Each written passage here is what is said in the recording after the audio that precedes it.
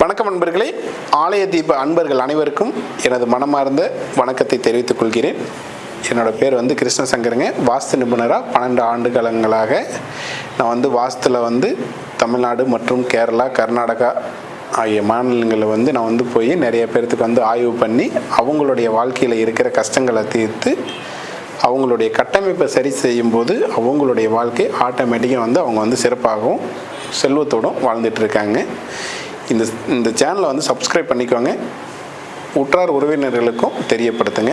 வாங்க இந்த வீடியோக்குள்ளே போகலாங்க. இன்றைக்கி திருமணம் தாமதமாவது எதனால் அப்படின்னு நிறைய பேர்த்துக்கு தெரியல.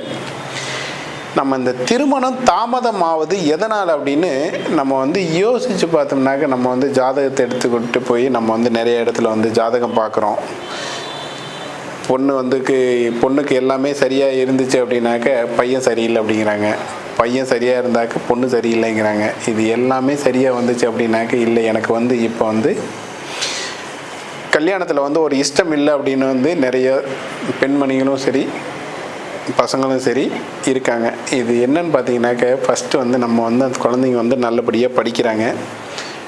படித்து முடிச்சுட்டு ஒரு டிகிரியை வாங்குறாங்க. ஒரு டிகிரியை வாங்கினதுக்கப்புறம் அதுக்கப்புறம் யோசிக்கிறாங்க நமக்கு இந்த படிப்பு பத்தாது, இதுக்கப்புறம் அடுத்ததான் இன்னொரு டிகிரியை படிக்கலான்ட்டு படிக்கிறாங்க. அந்த 2 டிகிரியை படித்து முடிச்சிட்டாங்க.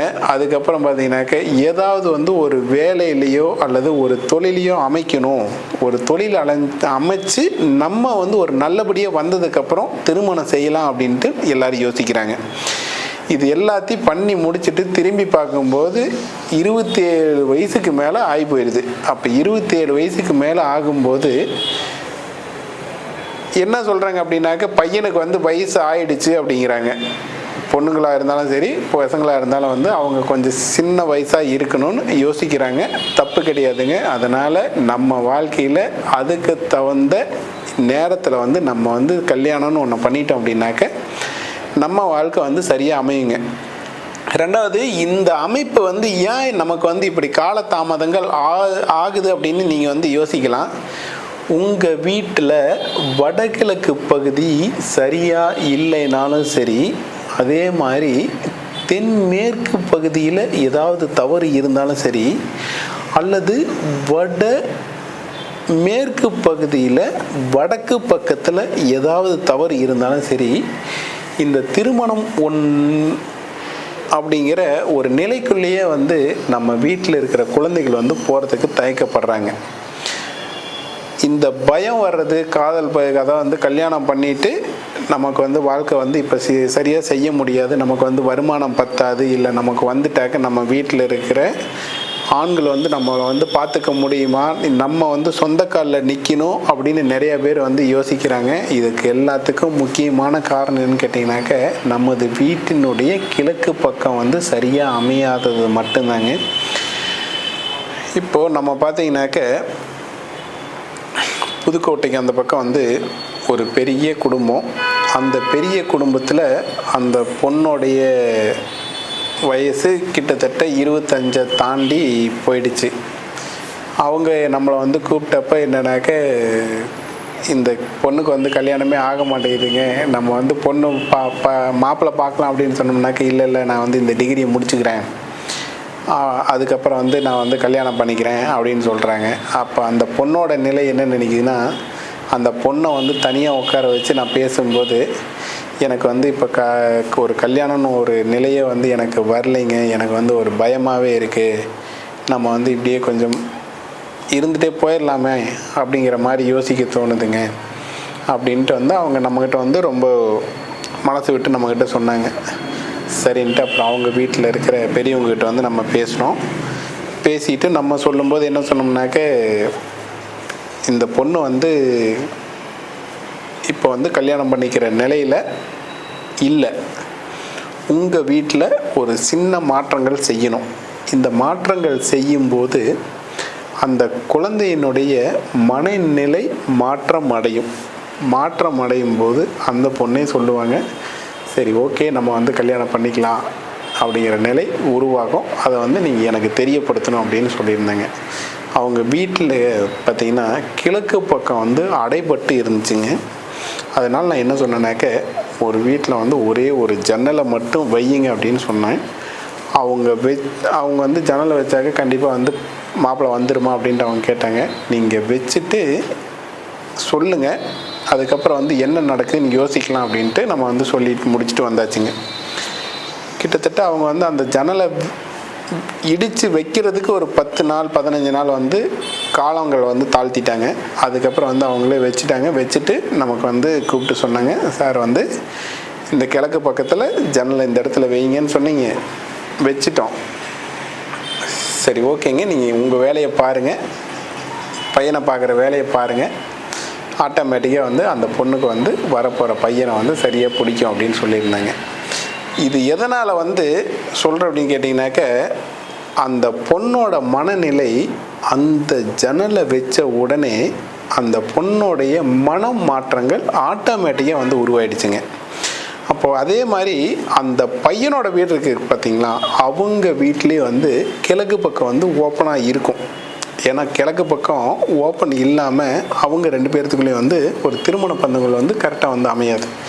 இவங்க வீட்டில் வந்து என்ன தப்பு இருக்கோ அதே தப்பு வந்து ஆப்போசிட்டான இடத்துலையும் வந்து இருக்குங்க. அதில் ஒரு சிலருக்கு வந்து திருமணம் பண்ணினதுக்கப்புறம் வந்து அவங்களுக்குள்ள வந்து சண்டை சச்சரவுகள் வருது. அதே மாதிரி பார்த்திங்கனாக்கா ஒரு பிரிவினைகள் வருது. ஒரு தொழிலுக்கு வந்து தொழிலாக்காகவோ அல்லது வந்து ஒரு வேலை நிமித்தமாகவோ இருக்காங்க. 2 பேருமே வந்து வேலை செஞ்சுக்கிட்டு இருக்காங்க. 2 பேருமே வேலை செய்யும்போது வீட்டுக்குள்ளே வந்து கணவன் மனைவி மட்டும் இருக்காங்க. கணவன் மனைவி இருக்கும்போது 2 பேர்த்துக்குள்ளே வந்து ஒரு இணக்கங்கள் ஏற்படாமே இருக்குது. எதனால் அப்படின்னு அவங்களாலேயே வந்து யோசிக்கவே முடியல. ஏன்னா இப்போ 2 பேரும் கணவனும் சரி மனைவியும் சரி 2 பேரும் வேலைக்கு போகிறாங்க. வேலைக்கு போயிட்டு 2 பேரும் வர்றாங்க. அதாவது இன்றைக்கி வந்து நம்ம வந்து 2 பேரும் வந்து சண்டை போட்டுக்காமல் சந்தோஷமாக வாழணும் அப்படின்னு அவங்க இன்றைக்கி இருக்கணும் அப்படின்னு அவங்க நினைக்கிறாங்க. நினைக்கும் போது பார்த்தீங்கன்னாக்க ஒரு கணவன்மாருக்கு வேலையில் ஒரு மூளை சம்மந்தப்பட்ட இடத்துல வந்து ரொம்ப டிப்ரெஷன் ஆகி வர்றாரு. பயங்கரமான டென்ஷனில் வர்றாரு. வரும்போது மனைவி வந்து மனநிலை நல்லா இருக்காங்க. இந்த கணவனோட மனநிலை அன்னைக்கு சரியில்லை. அப்போது 2 பேர்த்துக்கும் அந்த பேச்சுவார்த்தைகள் இணக்கங்கள் சரியாக அமையல. சரி ஓகேன்ட்டு அடுத்த நாள் வந்து அதே மாதிரி வந்து 2 பேரும் வந்து வேலை நிமித்தமாக போகிறாங்க. போயிட்டு 2 பேரும் வந்து வீட்டுக்கு வர்றாங்க. வீட்டுக்கு வந்ததுக்கப்புறம் இன்றைக்கி 2 பேரும் சண்டை போட்டுக்கக்கூடாதுன்னு நினச்சிட்டு வர்றாங்க. அப்போ வரும்போது இந்த கணவன்மார் வந்து அவர் நினைக்கிறாரு, நேற்று தான் வந்து நம்ம வந்து ரொம்ப தப்பு பண்ணிட்டோம், இன்றைக்கி வந்து நம்ம அந்த தப்பை திரும்ப பண்ணிடக்கூடாது அப்படின்னு அவங்க வந்து மன உறுதியோடு வர்றாங்க. அன்னைக்கு வரும்போது அந்த பெண்மணியினுடைய மனநிலை சரியாக இல்லை. அப்போது 2 பேர்த்துக்கும் ஆணுடைய மனநிலை சரியாக இருக்கும்போது பெண்ணோட மனநிலை சரியாக இல்லை.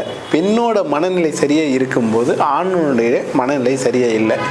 அப்போ இப்படியே வந்து காலத்தை தாழ்த்திட்டே போகும்போது 2 பேர்த்துக்கு ஒரு சிறிது காலத்துக்குள்ளே பார்த்தீங்கன்னாக்க வீட்டுக்குள்ளே வந்து குழப்பங்கள் வந்து நிறைய வருது. 2 பேரும் பேசிக்காமே அப்படியே ஒதுங்குறாங்க. 2 பேரும் விலகிடலான்னு யோசிக்கிறாங்க. 2 பேரும் வந்து பார்த்தீங்கன்னாக்க டைவர்ஸ் நிலைக்கு போயிடுது. டைவர்ஸுக்கு போகும்போது என்னன்னாக்க நம்ம கோர்ட்டு கேஸு அந்த மாதிரி நிலைகளை வந்து சந்திக்கிற மாதிரி இருக்குது. அப்போ அந்த கோர்ட்டு கேஸு பிரச்சனை வந்து எதனால் வருது, இந்த கணவன் மனைவிக்குள்ளே வந்து ஏன் இணக்கங்கள் ஏற்படலை அப்படின்னு நீங்கள் வந்து யோசிச்சு பாருங்கள். ஏன்னா வந்து உங்களுக்கு தெரிஞ்சவங்களுக்காக இருந்தாலும் சரி அல்லது உங்கள் குடும்பத்திலேயே வந்து நிறைய பேர்த்துக்கு வந்து இப்போ இந்த குழப்பங்கள் அப்படிங்கிறது வந்து நிறைய இருக்குங்க. ஏன்னா இன்றைக்கி கணவன் மனைவிக்குள்ளே ஒரு கூட்டு குடும்பமாகவே இல்லாமல் எல்லா பக்கம் செதறடித்து நிறைய கிடக்குங்க. அவங்களுடைய குடும்பங்கள்லாம் பார்த்தோம்னாக்க காசு பணங்கள்லாம் கொட்டி கிடக்குங்க. ஆனால் அவங்க வாழ்க்கையில் வந்து ஒரு சந்தோஷம் இல்லாமல் நிம்மதி இல்லாமல் நிறைய பேர் வாழ்ந்துட்டு இருக்காங்க. இதுக்கு என்ன காரணம் அப்படின்னாக்க உங்கள் வீட்டினுடைய தென்கிழக்கு பகுதியில் வந்து தப்பு இருக்குங்க. அந்த தப்பை வந்து சரியாக அமைச்சிட்டிங்க அப்படின்னாவே அந்த பிளவுபட்டு இருக்கும் கணவன்மார்களும் மனைவிமார்களும் ஆட்டோமேட்டிக்காக வந்து ஒன்று சேர்ந்துருவாங்க. ஏன்னா இது வந்து நான் எத்தனையோ குடும்பங்களை வந்து இந்த மாதிரி கட்டமைப்பை வந்து சரி செய்யும்போது அவங்க 2 பேர் வந்து சேர்ந்து வாழ்ந்து நமக்கு வந்து நிறைய பேர் வந்து உங்களால் வந்து நாங்கள் இன்றைக்கி குடும்பத்தில் வந்து சண்டை சச்சரவு இல்லாமல் நல்லா வாழ்ந்துட்டுருக்கோன்னு நிறைய பேர் சொல்கிறாங்க. அதே மாதிரி உங்களுக்கு தெரிஞ்சவங்க யாருக்காவது இருந்தாலும் சரி அல்லது உங்கள் உறவினர்கள் நண்பர்கள் யாருக்காக இருந்தாலும் ஏதாவது குழப்பங்கள் இருந்துச்சு அல்லது வாஸ்து ரீதியான குழப்பங்கள் வாழ்வியல் சம்பந்தமான குழப்பங்கள் எது இருந்தாலுமே நமது விஸ்வகர்மா வாஸ்து முறைப்படி அதனுடைய கட்டமைப்பை சரியாக அமைக்கும் போது உங்களுடைய வாழ்க்கை நீங்கள் நினைத்ததை விட பல்மடங்கு நல்லபடியாகவே அமையுங்க.